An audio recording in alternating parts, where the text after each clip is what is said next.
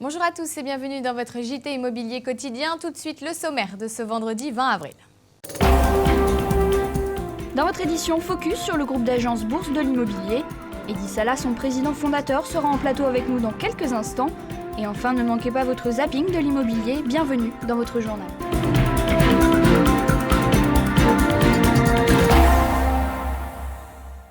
Et on commence notre journal avec notre saga découverte de réseaux immobiliers. Aujourd'hui, gros plan sur la bourse de l'immobilier, premier réseau succursaliste français, Maxime Rosière.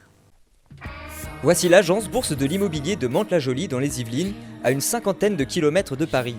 Mais ce n'est qu'une des nombreuses agences du groupe, puisque Bourse de l'Immobilier possède le premier réseau d'agences immobilières en France, et c'est ce qui en fait la force. On est un groupe, on est 300 agences, un produit est visible dans les 300 agences sur toute la France. Mantes-la-Jolie a une agence qui est très très bien placée. On est entouré par Magny-en-Vexin, par Aubergenville, par Mantes-la-Ville, Septeuil et d'autres. Ce qui fait qu'aujourd'hui, quand moi je rentre un produit, nos collègues des autres agences bourse de l'immobilier nous appellent et visitent chez nous. Inversement, nous on peut aller visiter chez eux. À Bordeaux, Brest ou encore Saint-Mars-la-Pile, le groupe initialement implanté en Aquitaine s'étend maintenant sur toute la France. Les offres disponibles dans une agence sont automatiquement transférées à toutes les autres, un procédé lourd pour la concurrence et rarement effectué. Et pour le groupe comme pour la petite agence de Mantes-la-Jolie, les affaires marchent plutôt bien. Un homme veut même acheter un appartement sans le visiter. Il n'y croyait pas trop, il est passé, il nous a fait une proposition. On est en négociation actuellement, mais c'est quelqu'un qui n'a pas visité du tout l'appartement. Donc me demandez pas le fond de sa pensée, je ne la connais pas, j'ai essayé de trouver. Il veut acheter l'appartement, il ne veut pas le voir, donc on verra bien si ça va au bout. Une anecdote tout aussi rare que surprenante, et qui ferait rêver plus d'une agence, surtout dans cette profession où la confiance ne règne pas toujours.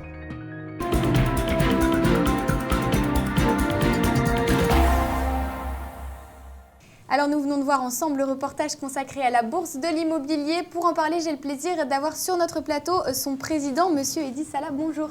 Bonjour. Merci d'être avec moi aujourd'hui sur ce plateau. Alors puisqu'on ne se connaît pas, vous venez aujourd'hui nous rendre visite à Tivimo. Alors petite question toute simple, qui êtes-vous? Est-ce qu'on peut faire un petit peu connaissance? Si vous pouvez vous présenter juste en quelques mots. Voilà, alors je vais essayer de me présenter en quelques mots.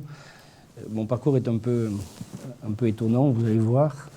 À 18 ans, je suis passionné de littérature. Je lis Solzhenitsyn, pour vous donner une idée.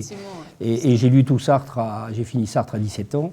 Et je m'engage, alors qu'il y a les événements de mai 68, je m'engage dans les parachutistes, où je resterai 6 ans. Mon premier régiment étant le premier régiment de parachutistes d'infanterie de marine à Bayonne, donc à la citadelle. Et alors comment est-ce qu'on arrive après? Voilà. Puisqu'alors là, on a 6 ans d'armée, la chance de ne pas faire la guerre. Et puis je retourne dans la vie civile, où là, je suis à la recherche d'un emploi. Et c'est l'immobilier, c'est le domaine de l'immobilier que vous découvrez à ce moment-là? Oui, quasiment. Disons qu'à l'ANP, on propose 3 horizons différents.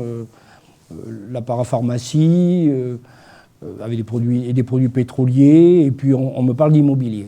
Alors l'immobilier m'attire et je décide donc, connaissant par hasard le patron de l'agence qui est sur Libourne, puisqu'étant ami avec ses enfants, je me présente dans une agence immobilière et je suis recruté. Donc c'est presque un parcours d'autodidacte un petit peu, vous êtes arrivé là... Presque un parcours d'autodidacte. Je fais donc 6 ans chez différents patrons et je reprends mes études en même temps. À 30 ans, je suis diplômé de l'ICH, donc c'est le Conservatoire national des arts et métiers. L'ICH, c'est l'Institut d'études économiques et juridiques appliquées à la construction et à la vente. Donc j'ai un diplôme bac plus 4, une connaissance terrain de 6 à 7 années, donc chez différents patrons. Et je décide de créer ma société. Et donc aujourd'hui, vous êtes président de la bourse de l'immobilier. Alors quel est le concept? Alors la bourse de l'immobilier, tout d'abord, il faut savoir que, elle a 32 ans, qu'au départ, je la crée en empruntant, puisque c'était des francs, 35 000 francs, et que sa spécificité repose sur des éléments extrêmement simples. Tout d'abord, c'est une recherche vraiment permanente de la satisfaction client. C'est apporter un service sans contrainte. On verra tout à l'heure si vous me parlez du non à l'exclusivité. Qu'est-ce que c'est? Effectivement, ce qui est un de votre point fort, du moins une de vos différences. Voilà, une des grandes différences. C'est donc une satisfaction de la clientèle et c'est surtout un développement économique différent. Pourquoi je dis différent? Parce qu'en France, si vous voulez, sur le paysage de l'immobilier, il y a 3 grands types de développement, ou 4 je dirais. Il y a tout d'abord les microstructures, les petites agences indépendantes, qui sont très nombreuses, 30 000 environ. Il y a ensuite les réseaux, des grands réseaux de franchise, que tout le monde connaît, Guy Hockey, Century 21, La Forêt, etc. Il y a ensuite des GIE, groupements d'intérêt économique. Là, on retrouve l'adresse, on retrouve... qu'est-ce qu'on retrouve? On retrouve Orpi, c'est-à-dire une association d'indépendants qui essaient d'œuvrer ensemble sans être franchisés. Et puis, il y a le développement intégré. Le développement intégré, c'est-à-dire un développement où la société elle-même supporte les investissements lorsqu'elle veut se développer. Donc chaque agence doit être financée par la société. Et la Bourse de l'immobilier est aujourd'hui la plus grande société française intégrée, avec 300 agences. Enfin, il y en a 297 aujourd'hui en activité, il y en a 10 en cours d'ouverture. Et près de un millier de personnes, dont 920 salariés, si je ne me trompe. Donc vous, c'est vraiment ce qui vous démarque de la concurrence? Alors, c'est ce modèle-là? Oui. Alors, ça nous démarque de la concurrence dans la mesure où, chez nous, à la Bourse de l'immobilier, l'esprit de corps est très important, et très présent. Nous sommes véritablement une même famille. Jamais, chez nous, des conflits resteront non réglés. Puisque comme dans une grande famille, lorsqu'il y a un problème entre le frère et la sœur, le papa ou la maman tranche et puis les enfants se réconcilient. Eh bien chez nous c'est pareil, donc il y a un esprit de corps. Et ça c'est très important, c'est une même entreprise et, qui bien sûr est assise sur les mêmes valeurs. Alors vous communiquez effectivement aussi sur le fait de ne pas prendre de mandat exclusif. Voilà. Donc ça aussi c'est votre différence, on vient d'en parler. Finalement comment est-ce que vous faites alors? Quelle est votre botte secrète? Puisque par rapport aux autres concurrents c'est presque marginal, c'est complètement en marge du reste de ce qui se fait. Ah ouais. Donc comment est-ce que vous en sortez dans cette période de crise où c'est pas simple? Non, c'est pas simple.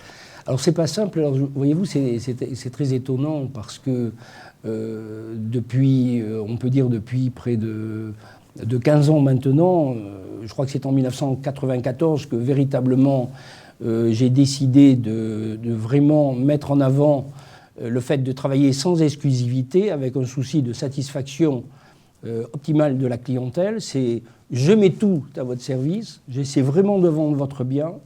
Si je n'ai pas réussi, eh bien vous garderez quand même un bon souvenir de nous parce que nous aurons tout mis en œuvre pour parvenir à la concrétisation. Vous aurez toujours une bonne image de nous, vous nous enverrez des amis et des clients.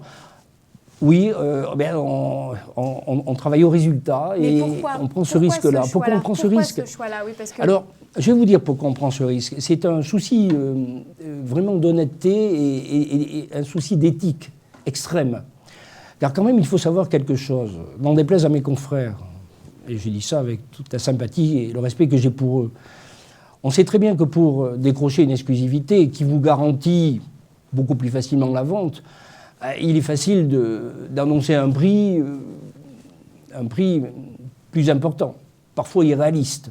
Et on sait très bien que parfois les vendeurs, bloqués par un déménagement, par un divorce, par une mutation, par un problème quelconque, ayant signé un mandat exclusif et étant pris par le temps, ils sont obligés, étant, je m'excuse, un peu pieds et poings liés, sont obligés d'accepter des prix qu'ils n'auraient pas acceptés initialement. Et moi, je ne veux pas que l'on trompe les clients de la Bourse de l'immobilier. Donc on a ce souci d'essayer de faire pour le mieux et on veut leur prouver que l'exclusivité est une fausse raison pour réussir à faire un chiffre d'affaires, à tenir une entreprise, à la développer. La preuve en est, personne n'a réussi avec des exclusivités à développer un réseau tel que le mien, puisque le suivant n'a même pas 100 agences en propre. Donc voyez-vous, le nom à l'exclusivité, c'est peut-être le bon motif pour,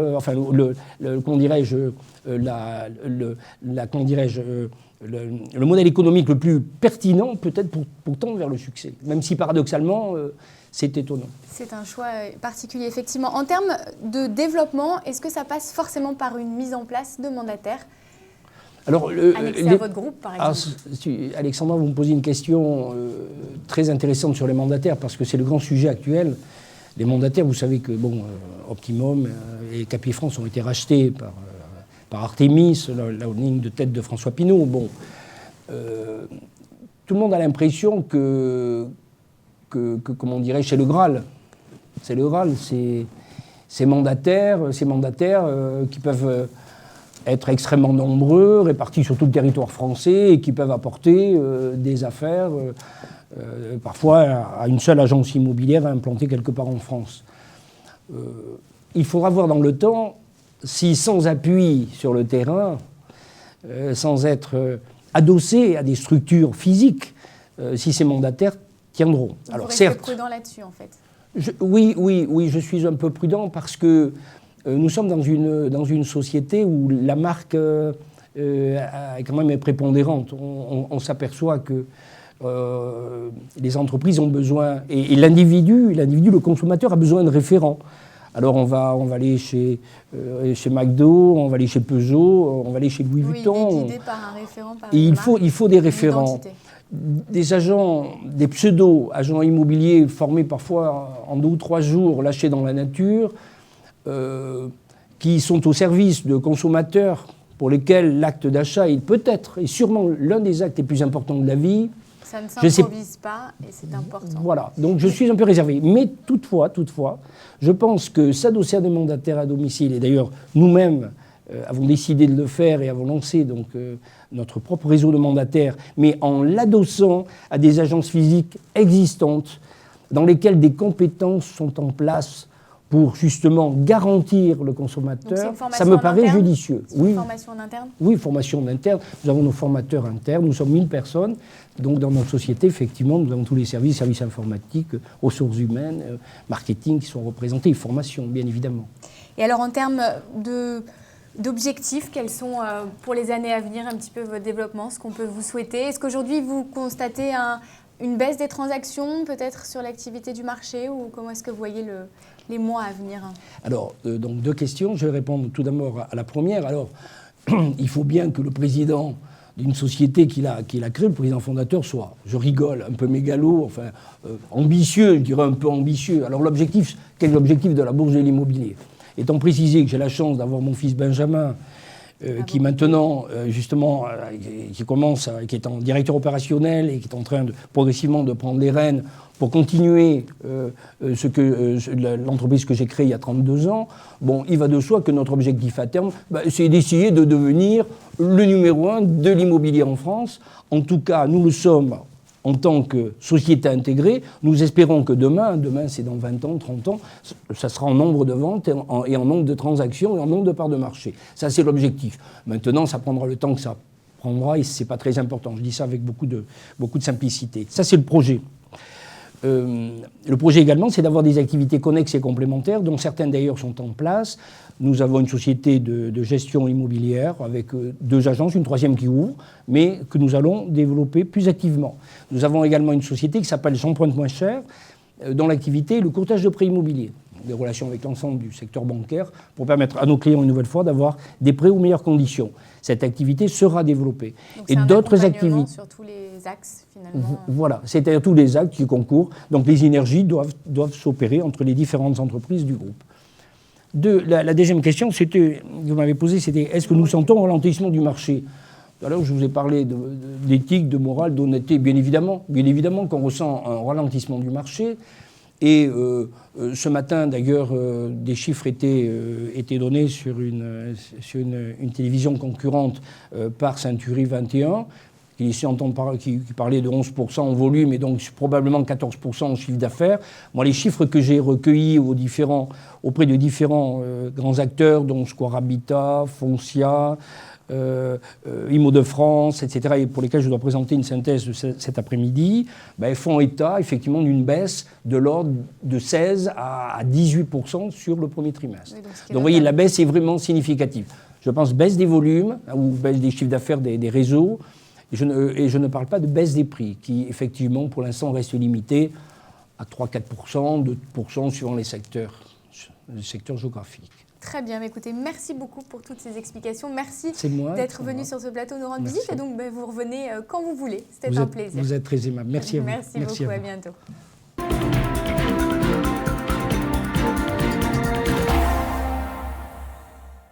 Allez, avant de se quitter du Zap, mais aussi de l'info, voici tout de suite votre Zap de Limo. Laisser sa maison ou son appartement sans surveillance, c'est parfois risqué. Alors, pour gagner en sérénité et en tranquillité, vous êtes de plus en plus nombreux à équiper votre logement d'un système d'alarme. Des honoraires prohibitifs, des documents confidentiels à fournir ou encore l'obligation de se présenter avec un garant. Beaucoup d'agences immobilières seraient dans l'illégalité. Le homestaging, en fait, c'est de mettre en valeur un bien, c'est embellir la mariée pour mieux le vendre, c'est une mise en scène. Ce qui m'intéresse avant tout, c'est d'avoir une maison avec un toit. Alors là, je dois quand même vous dire que vous êtes très loin de la réalité du marché. Du côté des agences immobilières, on se défend en évoquant le risque qui pèse sur les épaules de chaque bailleur. Au moment où on a pensé la maison, on a pensé aussi haute qualité environnementale, chauffage par le sol, donc avec une chaudière à condensation, panneaux solaires pour la production d'eau chaude.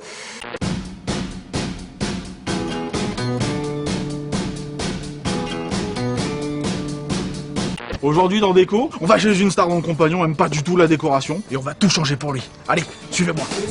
On voulait qu'on fasse un cri de guerre. Ouais. On va faire comme dans les comédies musicales, tu sais. Wow, wow, wow, wow, wow, wow.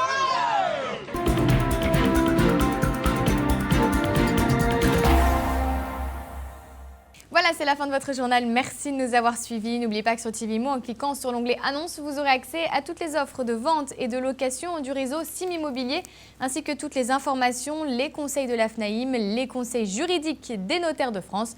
Quant à moi, j'ai le plaisir de vous retrouver samedi pour le best-of de la semaine de votre JT Immobilier. Alors surtout, ne manquez rien, restez connectés et à demain.